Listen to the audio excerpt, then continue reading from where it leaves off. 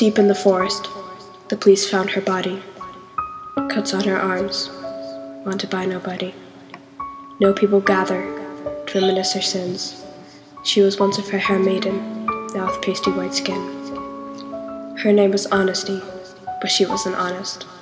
Called herself Holly, called her that we promised. She was so positive, due to better tomorrows, but the gangs and thugs she was with weren't the ones to be followed. She's a ghost now, just a ghost. She's a ghost now, just a ghost. She wanted to be a dancer, and her roots began to show. She regretted eating birthday cake 6 months ago.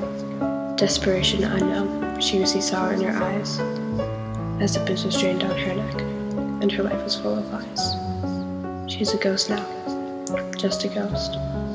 She's a ghost now, just a ghost. She screamed at her reflection through a brush at the mirror, put a cigarette to her mouth to see if she could see things any clearer. Pulling out her own hair, she remembered the tablets in the drawer.